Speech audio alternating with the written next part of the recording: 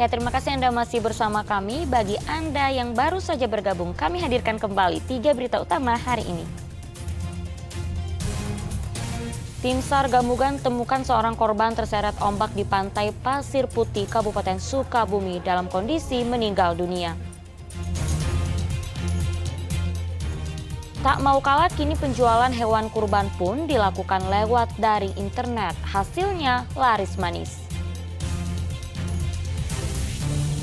Menikmati lezatnya bakso gotan yang dijual di dalam sebuah gang perkampungan di Garut.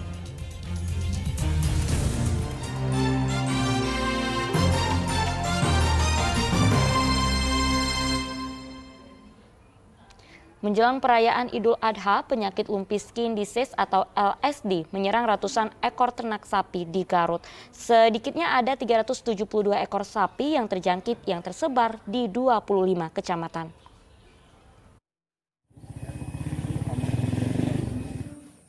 Dinas Perikanan dan Peternakan Kabupaten Garut menemukan sapi terjangkit penyakit yang disebabkan oleh virus lumpy skin disease atau LSD pada ratusan ekor sapi. Sapi yang terjangkit LSD ini berada di 25 kecamatan di Kabupaten Garut. Salah satu kecamatan dengan jumlah sapi yang paling banyak terjangkit penyakit LSD berada di Kecamatan Cilawu. Sapi yang menderita LSD memiliki ciri benjolan-benjolan hitam semacam bisul yang muncul di sekujur tubuh sapi. Bila benjolan tersebut pecah, maka sapi akan mengalami koreng alias luka terbuka. Dengan jumlah sapi terjangkit LSD yang mencapai lebih dari 300 ekor, Dinas Peternakan dan Perikanan Kabupaten Garut menerjunkan petugas ke lapangan untuk membantu para peternak menyembuhkan sapinya yang terkena LSD. Akibat virus ini, 6 ekor sapi ditemukan mati. Yang di Kecamatan Cilawu yang kami lakukan sekarang monitoring ada 54 ekor yang kena LSD ya. Ini dalam tahap pengobatan. Kami melakukan langkah-langkah sosialisasi, edukasi pada masyarakat supaya tidak berkembang, yaitu ditekankan kepada biosecurity. Biosecurity itu adalah upaya untuk pembersihan di sekitar kandang dan ternaknya. Total Garut itu tercatat sampai hari ini ada 372 yang terinfeksi di 25 kecamatan. Di antaranya Cilawu juga merupakan jumlah yang paling banyak.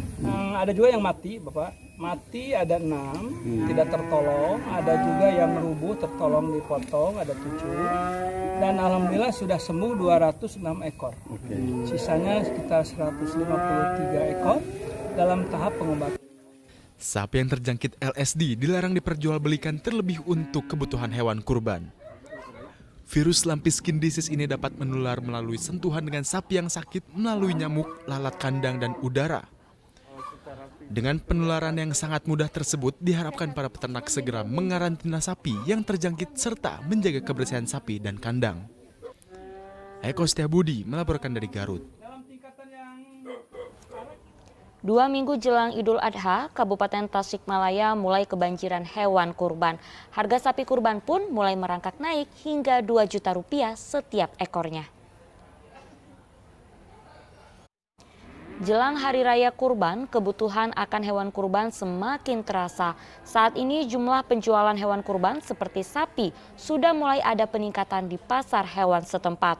Jika biasanya hanya 200 ekor setiap hari, kini sudah mencapai 400 ekor. Diperkirakan semakin mendekati Idul Adha nanti bisa mencapai 600 ekor per hari.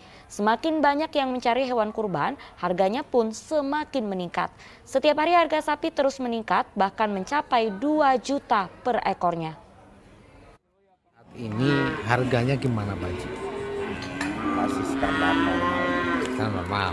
Tapi sudah ada kenaikan Pak Haji? Ada kenaikan. Berapa Pak Haji per ekornya? Per ekornya per minggu itu rata-rata minggu kemarin sama minggu ini sejutaan.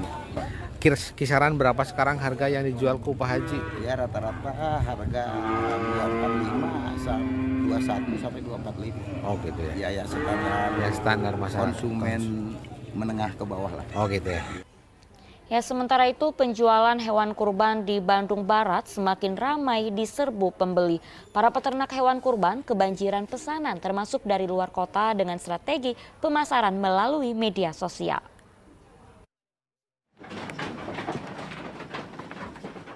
Mendekati Idul Adha, peternak hewan kurban semakin dicari baik oleh masyarakat umum maupun pedagang. Seperti halnya dialami pasangan Vika Widiana dan Dindi Nurdin di kawasan Parongpong, Kabupaten Bandung Barat.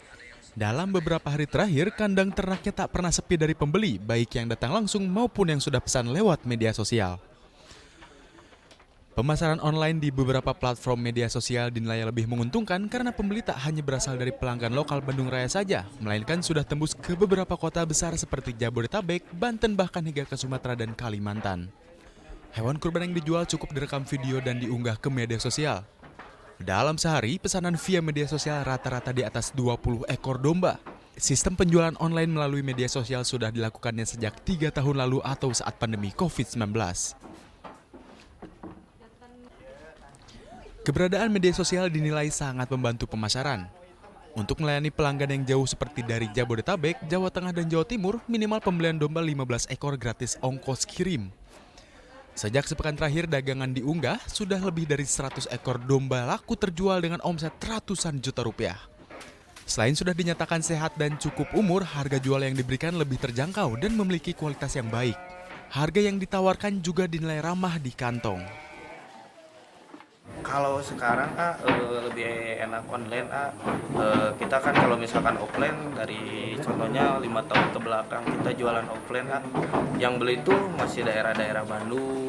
Kalau sekarang berkat media sosial alhamdulillah si pembeli sampai keluar pulau juga udah ada yang pesan.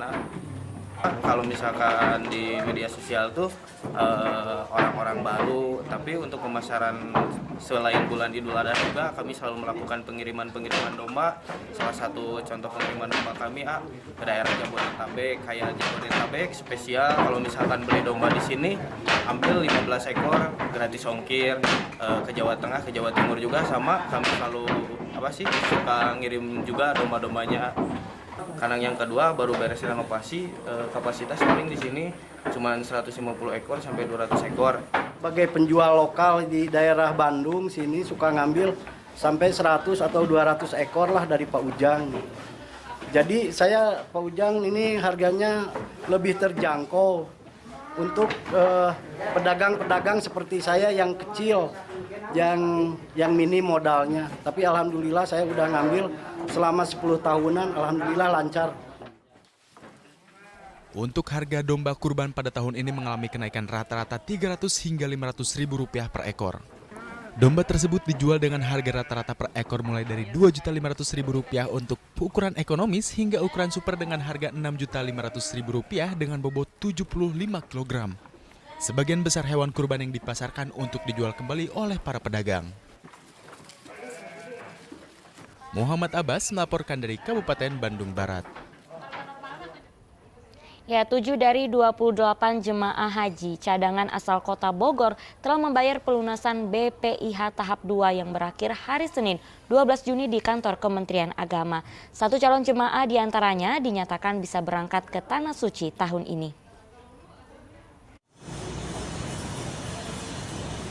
Para jemaah haji berstatus cadangan Senin pagi mendatangi kantor Kementerian Agama Kota Bogor untuk melunasi biaya perjalanan ibadah haji BPIH tahap 2 yang berakhir tanggal 12 Juni.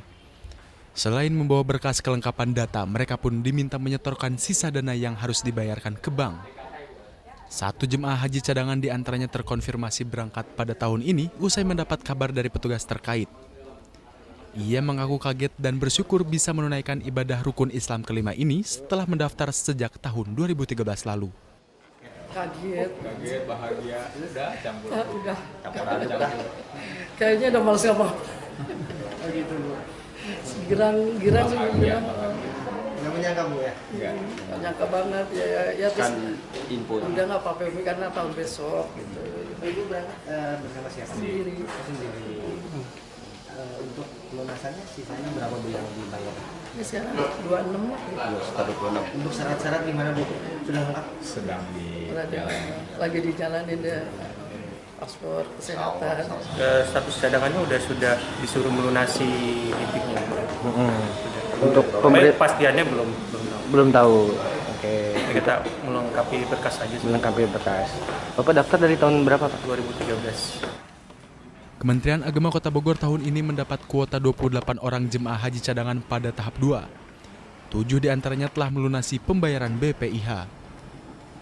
Nah, hari ini kami sudah membuka blokir itu 4 jemaah, calon jemaah.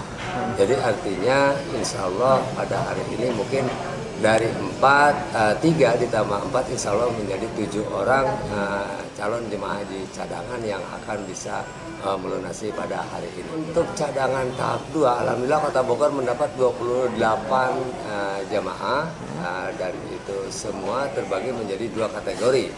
Kategori yang pertama yaitu kategori jemaah dengan gagal sistem dan kategori yang kedua adalah jemaah dengan cadangan.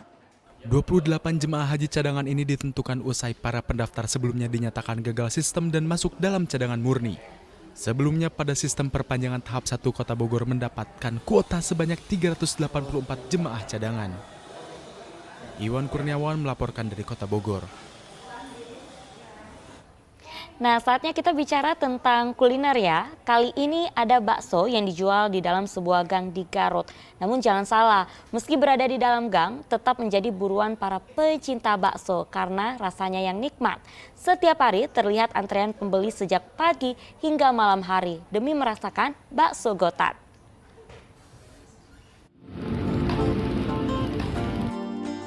Inilah bakso Gotan.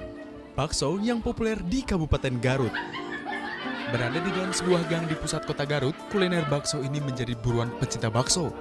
Bukan hanya warga Garut saja, namun juga tidak sedikit yang datang dari berbagai daerah untuk mencoba bakso ini.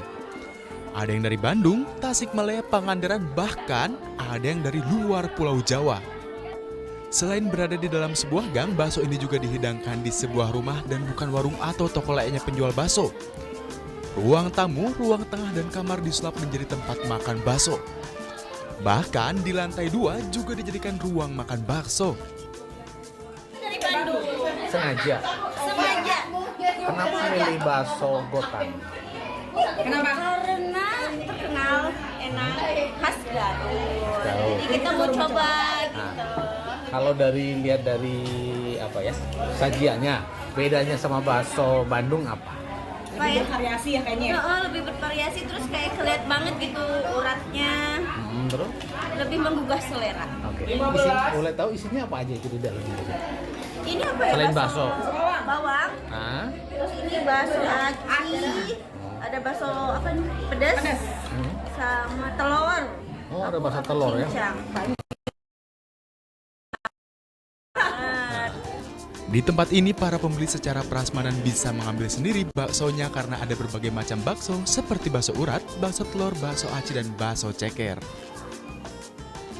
Mungkin bakso Gotan ini adalah pasal satu-satunya bakso prasmanan yang ada di Garut dan bisa jadi pelopor prasmanan bakso yang ada di Garut. Prasmanan artinya? Prasmanan artinya jadi kita tuh pilih sendiri macam-macam bakso yang ada di Gotan. Jadi sistemnya antri seperti ini. Jadi tiap customer tuh pilih sendiri baksonya. Jadi bebas mau pilih apa aja. Baksonya apa aja ini? Baksonya ada bakso cincang, bakso telur, bakso jamur, chicken ball, bakso tahu juga ada, siomay cincang ada.